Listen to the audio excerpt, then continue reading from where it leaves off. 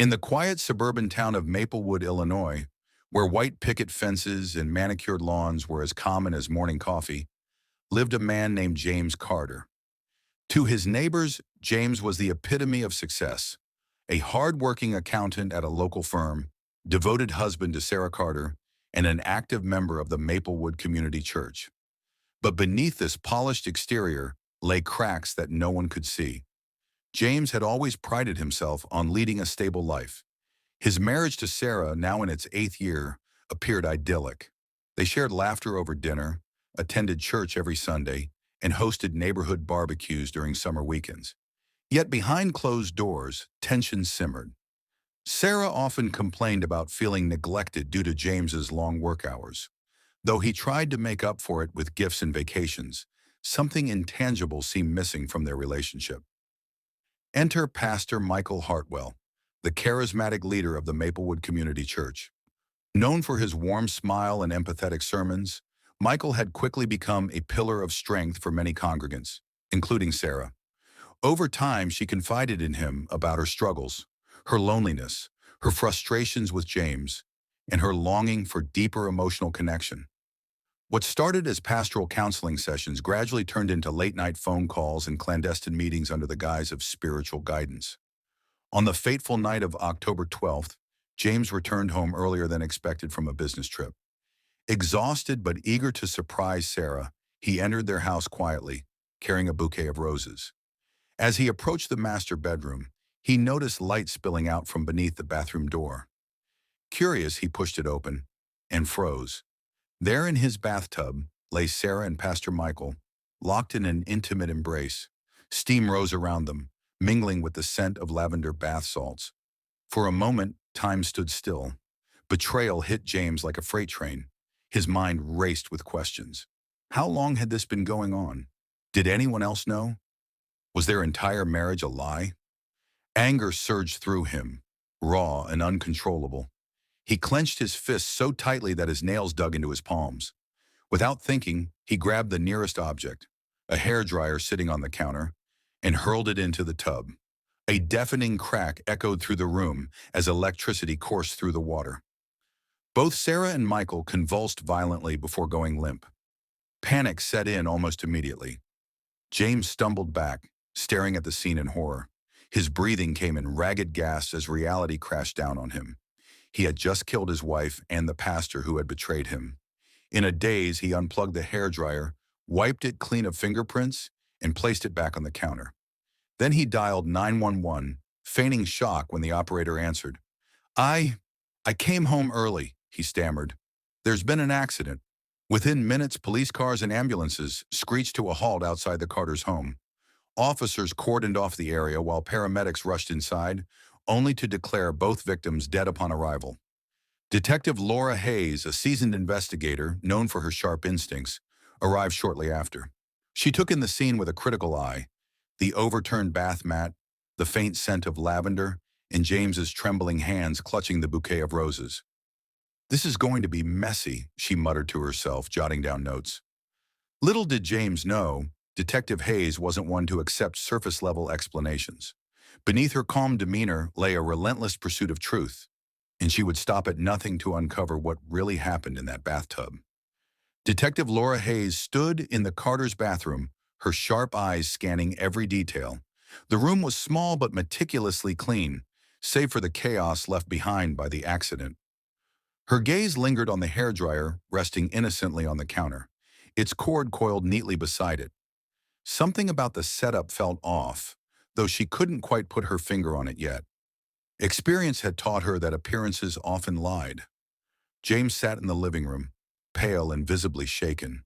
A blanket draped over his shoulders did little to hide the tremors running through his body. His story was consistent. He'd returned home early from a business trip, found his wife and Pastor Michael in the bathtub, and called 911 immediately after realizing they were dead. But there was something brittle in his voice, like glass ready to shatter under pressure. "Mr. Carter," Detective Hayes began gently, pulling out a notepad. "Can you walk me through exactly what happened when you got home?" James swallowed hard, his Adam's apple bobbing as he recounted the events leading up to the discovery. He described how he'd entered quietly, intending to surprise Sarah, only to stumble upon her with Pastor Michael. His voice cracked as he mentioned throwing the hairdryer into the tub, claiming it was an impulsive act born of shock and grief. "I didn't mean to hurt them," he insisted, tears welling in his bloodshot eyes.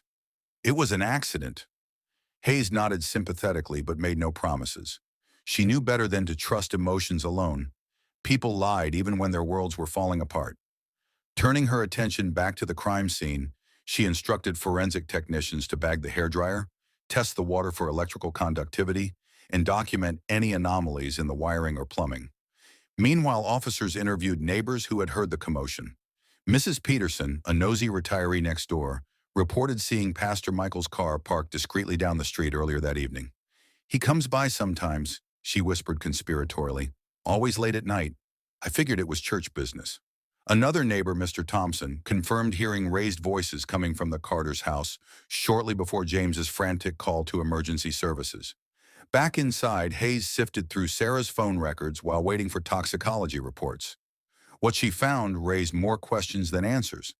Text messages between Sarah and Pastor Michael revealed a pattern of increasingly intimate exchanges over the past 6 months. Terms of endearment, plans for secret meetups, and references to finding solace together painted a damning picture. Yet amidst these incriminating texts, one message stood out. "If James finds out, I don't know what he'll do. He's been so distant lately." The detective's instincts prickled. Was this merely a case of infidelity gone wrong? Or was there something darker lurking beneath the surface? To complicate matters further, initial forensics suggested that the bathtub's electrical system hadn't malfunctioned naturally. The current required to electrocute 2 adults wouldn't have come from a standard household outlet unless tampered with deliberately. As Hayes reviewed surveillance footage from nearby streets, she spotted Pastor Michael's sedan pulling into the neighborhood around 8:30 p.m., nearly 3 hours before James claimed to have arrived home. This timeline discrepancy gnawed at her. If Michael had been visiting Sarah regularly, why would tonight be any different? And why would James suddenly return unannounced? Her suspicions deepened when she examined the bedroom adjacent to the bathroom. A faint scuff mark on the hardwood floor caught her eye, a sign someone might have dragged something heavy across it recently. Closer inspection revealed fibers matching those of the bath mat clutched in James's hand during his initial statement. It seemed unlikely such movement would occur accidentally during a moment of panic. By midnight, Hayes decided to press James further. Returning to the living room, she softened her tone, aiming to coax him into revealing inconsistencies in his narrative. "You mentioned being shocked when you walked in," she said carefully. "Did you touch anything else before calling 911?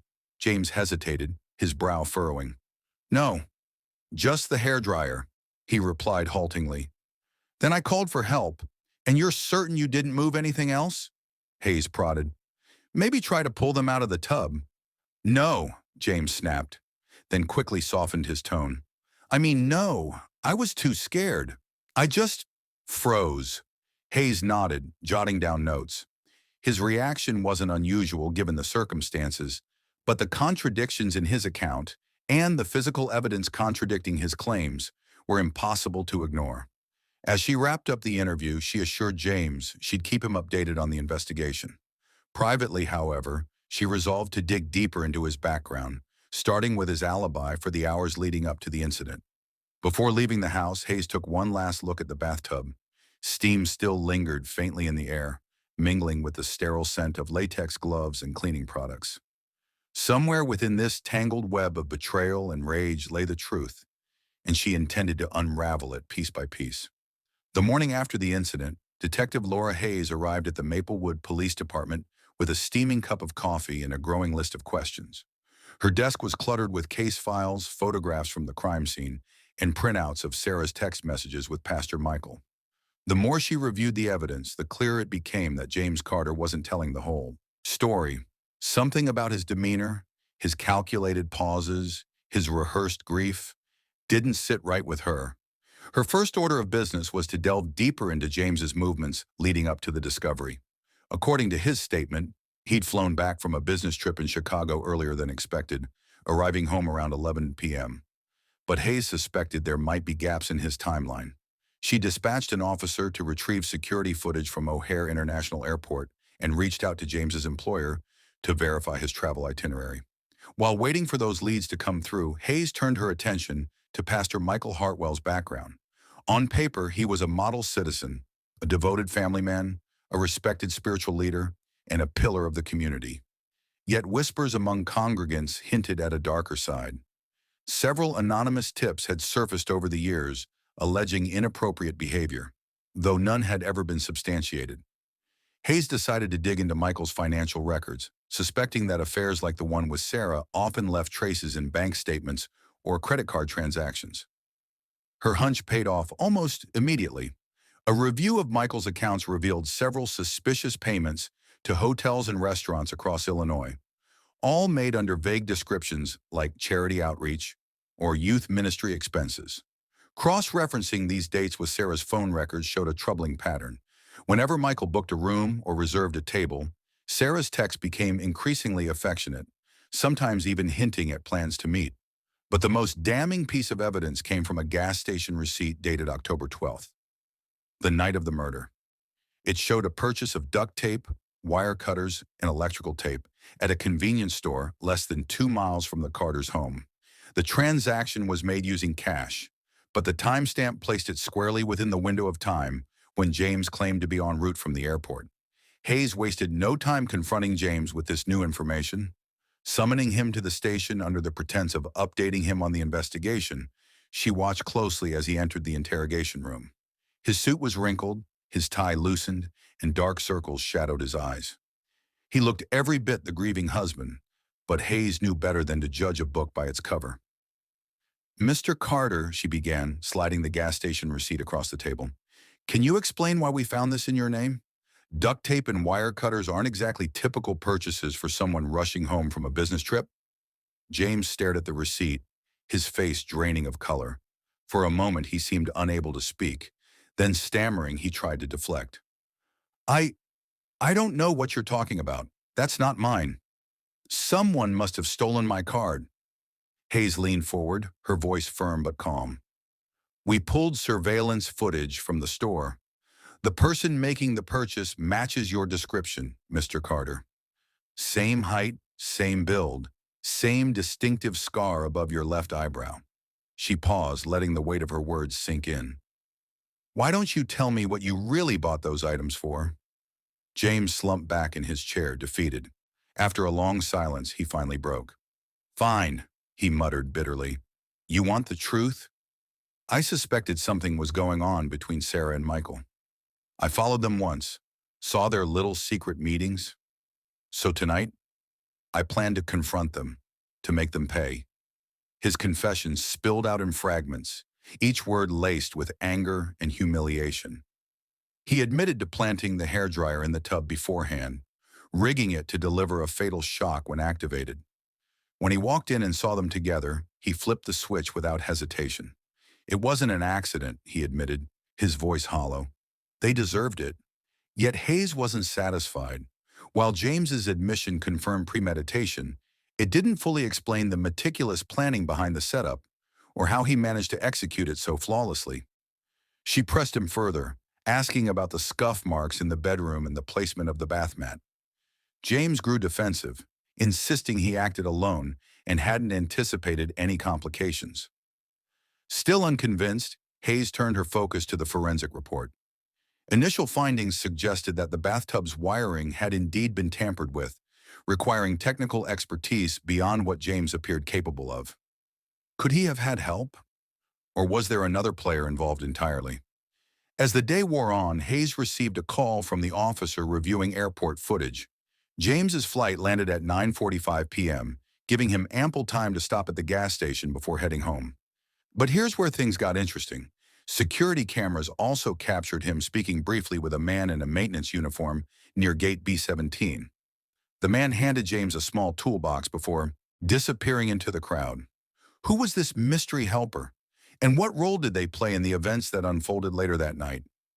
Hayes knew she was onto something big, but unraveling the full extent of the conspiracy would take time, patience, and relentless determination. Detective Laura Hayes stared at the grainy security footage from O'Hare Airport, her eyes narrowing as she replayed the brief interaction between James Carter and the man in the maintenance uniform. The exchange lasted no more than 30 seconds, but it was enough to raise red flags. Whoever this individual was, he had handed James a toolbox, a detail that didn't align with the story of a distraught husband returning home early from a business trip. Hayes decided to dig deeper into airport staff records, cross-referencing employees working Gate B-17 on the evening of October 12th. It didn't take long for her team to identify the man in question. Victor Kane, a part-time janitor with a spotty employment history. What caught Hayes' attention was not just his presence at the gate, but also his criminal record. A string of convictions for petty theft, vandalism, and one charge of accessory to burglary. Victor Kane lived in a rundown apartment complex on the outskirts of Maplewood, far removed from the manicured lawns and quiet streets where James Carter resided. Hayes drove there herself, determined to get answers. The building smelled faintly of mildew, its walls streaked with water stains. She knocked firmly on Victor's door, announcing herself as a detective when footsteps approached from inside. When Victor opened the door, his face paled at the sight of her badge. He was a wiry man in his late 30s, with sunken cheeks and nervous energy radiating off him. "I ain't done nothing wrong," he blurted out before she could even speak. "Relax, Mr. Kane," Hayes said calmly, holding up a hand. "I'm here about something you might have done last night. October 12th. Does the name James Carter ring a bell?" Victor hesitated, glancing over his shoulder as if expecting someone else to appear. Finally, he stepped aside to let her in.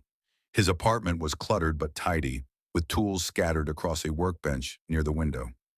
Hayes noticed a soldering iron plugged into the wall beside half-finished electronics projects. "I don't know what you're talking about," Victor muttered, avoiding eye contact. But Hayes wasn't buying it. She placed a still frame from the airport footage on the table, pointing to the moment Victor handed the toolbox to James. "This is you, isn't it? And this is the toolbox you gave him. Care to explain why?" Victor shifted uncomfortably, running a hand through his greasy hair. After a long pause, he sighed and slumped into a chair. "Look, I didn't mean for anyone to get hurt," he began. "James came to me a couple weeks ago, said he needed help setting up something. Paid me $5,000 up front." "What kind of something?" Hayes pressed. "He wanted me to rig a device," Victor admitted reluctantly. "Something electrical. He said it was for a prank or some kind of scare tactic. Never said anything about killing nobody." Hayes leaned forward, her expression sharp. "You're telling me you built a lethal contraption without asking questions? You must have known what it could do." Victor shrugged defensively. "Hey, I'm just a guy trying to make rent." He swore it wouldn't hurt anybody. "Just a harmless shock," he said. "Besides, I figured it was none of my business." The detective scribbled notes furiously, piecing together the timeline. James hadn't acted alone. He'd enlisted Victor's technical expertise to create the rigged hairdryer. This revelation complicated matters significantly. If James had planned the murder meticulously, involving an accomplice suggested premeditation beyond mere revenge. It hinted at obsession, calculation, and perhaps even darker motives. Before leaving Victor's apartment, Hayes confiscated the remaining tools and components from his workbench as evidence. She also obtained a signed statement detailing his involvement, ensuring Victor understood the gravity of aiding a homicide, even unintentionally. As she walked back to her car, her mind raced with possibilities. Was James truly the mastermind behind the plot? Or had Victor played a larger role than he admitted? Back at the station, Hayes reviewed James's confession alongside Victor's account. While James claimed sole responsibility for the murders, inconsistencies emerged. For instance, how did he manage to drag both bodies out of the tub without leaving additional marks on the floor? And why would he bother cleaning up the scene if his goal was simply revenge? Her suspicions led her to revisit the crime scene photos. Zooming in on the bathtub, she noticed faint scorch marks along the edges, signs of repeated testing or prior use. Could James have experimented with the rigged hairdryer beforehand? Or had someone else tested it for him? To answer these questions, Hayes turned her focus to James's behavior in the days leading up to the incident. A search warrant granted her access to his office computer, revealing internet searches for phrases like "how to wire a hairdryer" and "electrical shock dangers." These queries corroborated Victor's claims, but also suggested James lacked the technical knowledge to execute the plan independently. As the pieces fell into place, Hayes realized the case was far from closed. James Carter wasn't merely a betrayed husband seeking vengeance. He was a calculating manipulator who had orchestrated a cold-blooded murder with help from an unsuspecting pawn. But the full scope of his scheme, and whether others were involved, remained shrouded in mystery. One thing was certain: unraveling the truth would require peeling back every layer of deception, no matter how deeply buried. Detective Laura Hayes sat in her dimly lit office, surrounded by case files and photographs that told a story far more sinister than she had initially imagined. James Carter's confession had painted him as the sole perpetrator, but the evidence pointed to a broader conspiracy, one that extended beyond Victor Kane and into the shadows of James's own life. Something about his calculated demeanor and meticulous planning suggested he wasn't acting alone or purely out of rage. There was another layer to this tragedy, and Hayes was determined to uncover it. Her next step was to delve deeper into James's personal history, particularly his relationship with Sarah.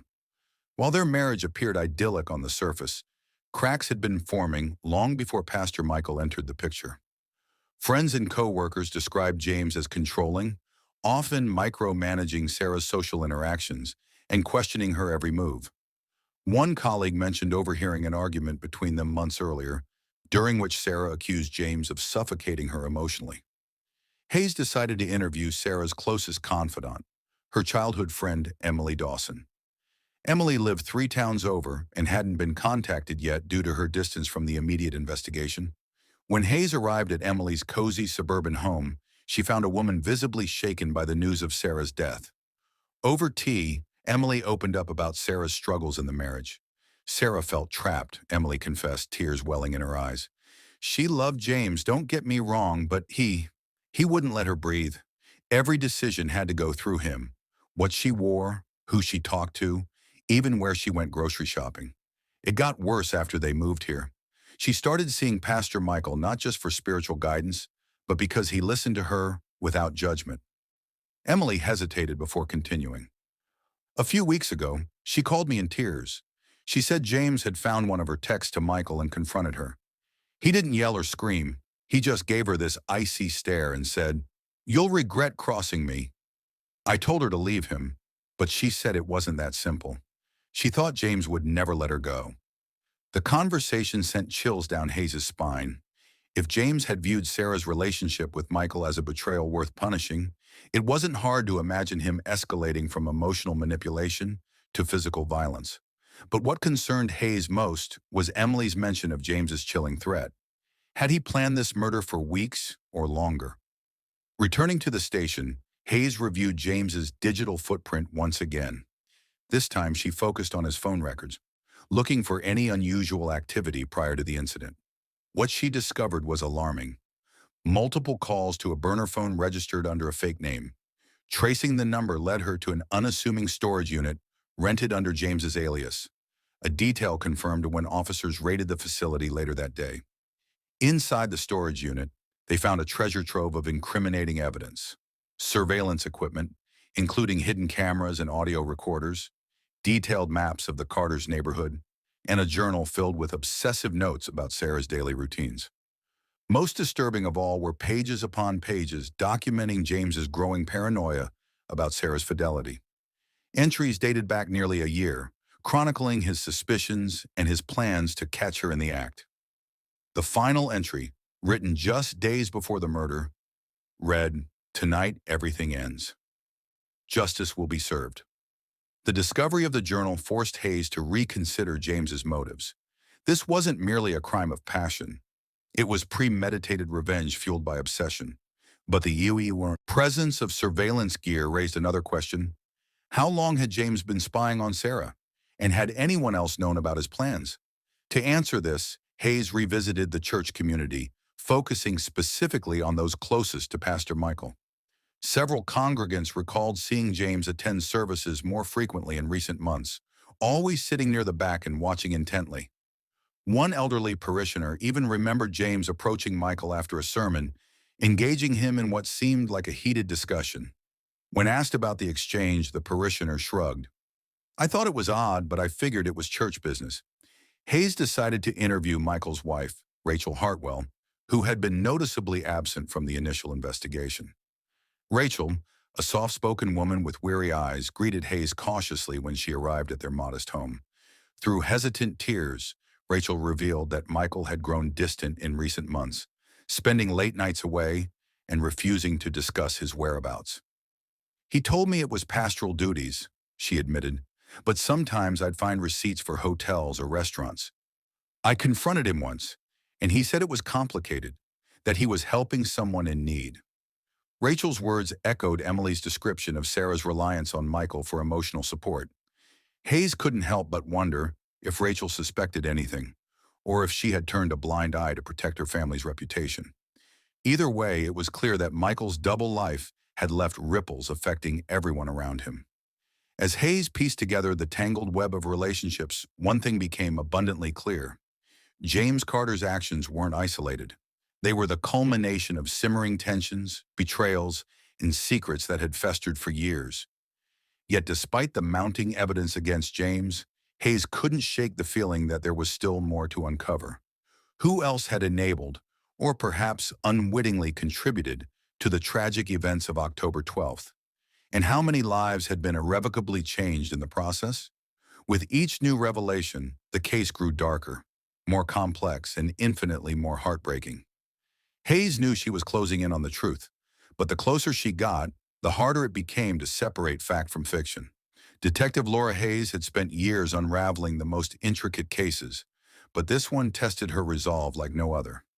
Each new discovery peeled back another layer of deception, revealing a tangled web of betrayal that extended far beyond James Carter and Pastor Michael Hartwell.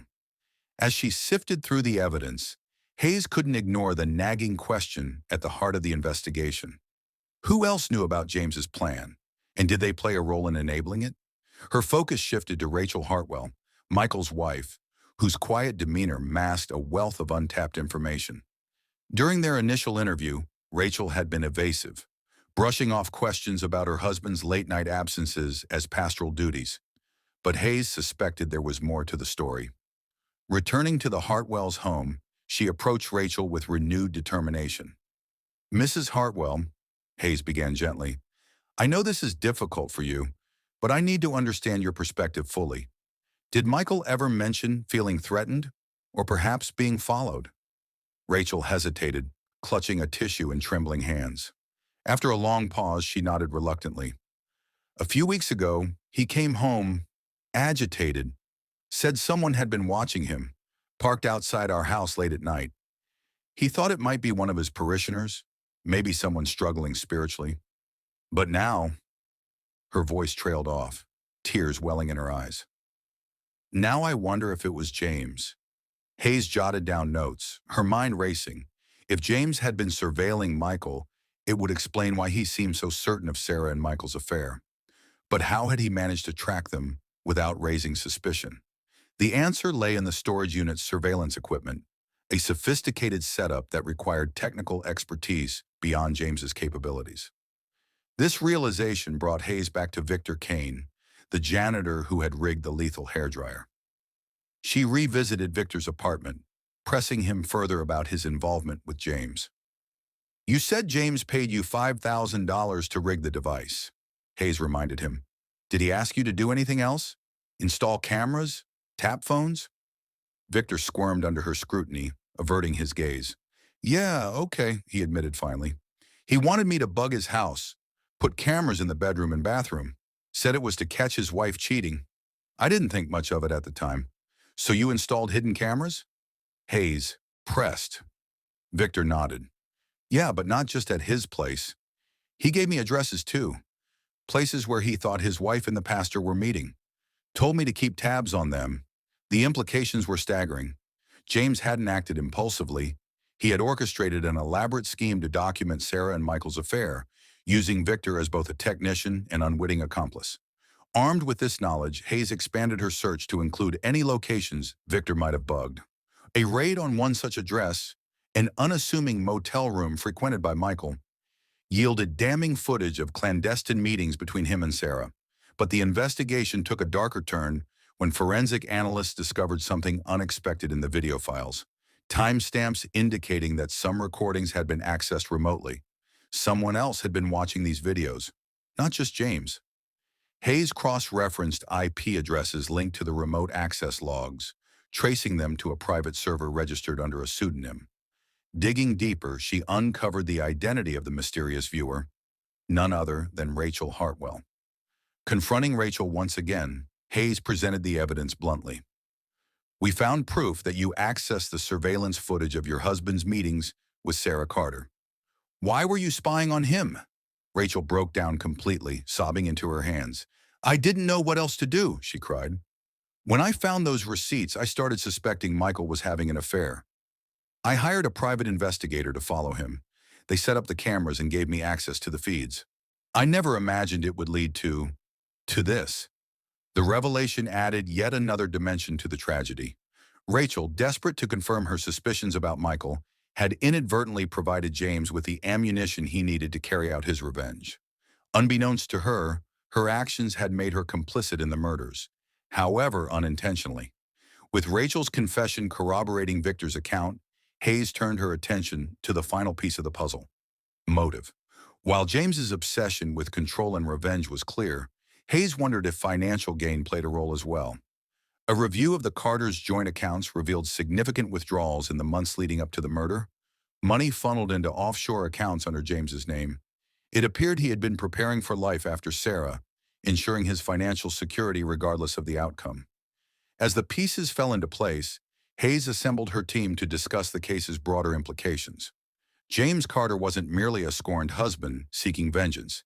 He was a manipulative mastermind who had exploited the weaknesses of everyone around him to execute his plan. From Victor Kane's technical skills to Rachel Hartwell's misplaced trust, each player had unknowingly contributed to the perfect storm of betrayal and violence. Yet despite the overwhelming evidence against James, Hayes couldn't shake the weight of the tragedy. Lives had been destroyed, not just Sarah's and Michael's, but also Rachel's, Victor's, and countless others touched by the ripple effects of James's actions. Justice would be served, but it wouldn't undo the damage already done. As she prepared to file the final report, Hayes reflected on the fragility of human relationships and the devastating consequences of unchecked obsession. The truth was rarely simple, especially in cases like this. But one thing was certain: the scars left behind would linger long after the headlines faded. The courtroom buzzed with tension as James Carter sat stoically at the defense table, his once polished exterior now dulled by weeks of confinement. Reporters craned their necks for a glimpse of him, while members of the Maplewood community filled the gallery, whispering among themselves. The trial had become a media sensation, exposing the dark underbelly of what was once considered a model American town. Detective Laura Hayes took the stand, her calm demeanor masking the emotional toll the case had taken on her. As she recounted the investigation step by step, the prosecution painted a damning portrait of James, not merely as a betrayed husband, but as a calculating predator who manipulated those around him to orchestrate a cold-blooded murder. Evidence mounted against him: the rigged hairdryer, the surveillance equipment, the burner phone calls, and the offshore accounts. Each revelation further unraveled the facade of normalcy he had so carefully maintained. Victor Kane testified next, his voice trembling, as he admitted to rigging the lethal device and installing hidden cameras at James's behest. "I thought it was just some crazy prank," he said, shame etched into his face. "I didn't know people were going to die." Rachel Hartwell followed, her testimony bringing gasps from the crowd. She described hiring a private investigator to spy on Michael, only to inadvertently provide James with the tools he needed to carry out his revenge. Her grief was palpable as she recounted finding out about her husband's affair and how her desperation blinded her to the dangers lurking beneath the surface. Throughout the proceedings, James remained eerily composed, rarely glancing at the victims' families seated in the front row. His attorney argued that the murders were crimes of passion, driven by overwhelming emotional distress, but the jury wasn't swayed.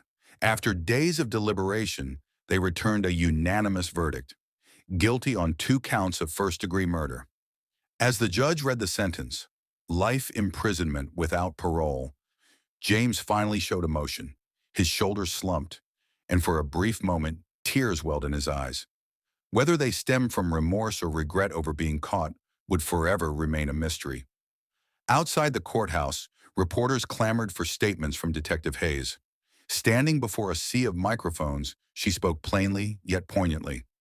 This case is a stark reminder of how betrayal and obsession can unravel lives beyond repair. Behind every crime are real people, victims, perpetrators, and those caught in between. Our job isn't just to solve these cases, but to ensure justice serves as both a deterrent and a reckoning. Back at the station, Hayes packed up her files, feeling no sense of triumph. Instead, she felt an aching sadness for Sarah and Michael, whose lives had been cut tragically short, and for Rachel, who had lost not only her husband, but also her peace of mind. Even Victor, unwittingly drawn into James's scheme, would carry the weight of his actions for the rest of his life. That evening, Hayes drove past the Carters' home, now dark and empty. Neighbors whispered that it would likely be sold, its memories too tainted to endure. She thought about the fragility of trust, the way relationships could fracture under pressure, leaving devastation in their wake, and she wondered if anyone involved truly understood the full cost of their choices. In the end, the case wasn't just about solving a murder, it was about confronting the complexities of human nature. Betrayal, jealousy, and revenge were timeless themes, but their consequences were anything but abstract. For Detective Laura Hayes, this investigation reinforced a truth she'd known all along. Justice might close a chapter, but healing required far more than a verdict. As she pulled away from the curb, Hayes resolved to keep moving forward, knowing that another case awaited her tomorrow. Life in Maplewood would go on, but the echoes of October 12th would linger, for the living, if not for the dead.